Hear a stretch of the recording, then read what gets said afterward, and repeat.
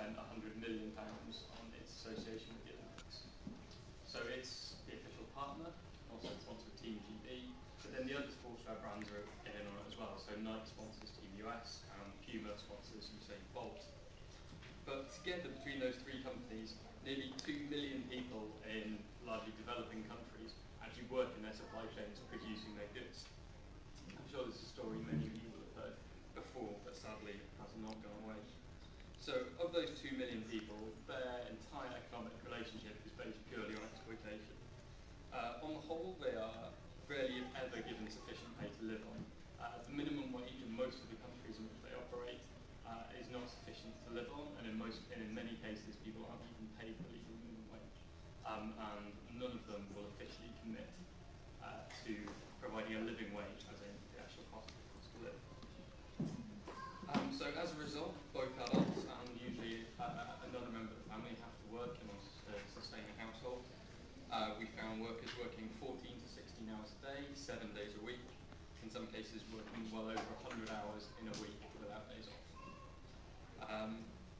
Female workers suffer routine sexual discrimination, harassment and abuse, and in some of the factories where we visited, every single worker reported being beaten, slapped, harassed, and in many cases having other forms of punishment like being locked in rooms, extended periods of time, being denied access to toilets, or being locked in toilets as punishment for failing to achieve production targets, which just cannot be achieved within legal working limits. So in order to try and achieve this goal of being an ethical Olympics, the London Olympics said that all of them had to stand up to the Ethical Trading Initiative, set high standards, well, no, pathetically low standards, but standards nonetheless, for labour in their chosen companies.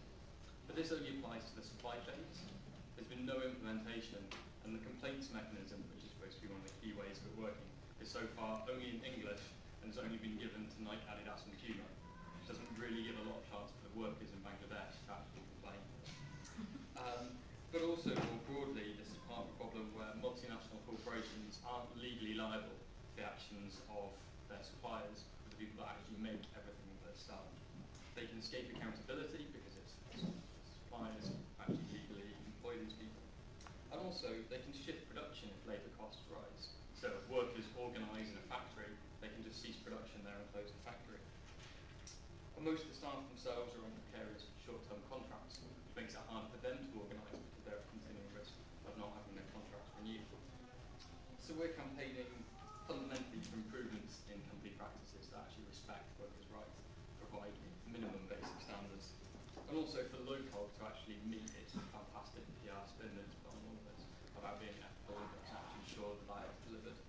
But also, for more fundamentally, it's about making sure multinational companies are actually held to account for the impacts throughout their supply chains, because they have such a central role in actually dictating the terms to all these companies, and yet claim they have no liability whatsoever for conditions in which people who produce their goods.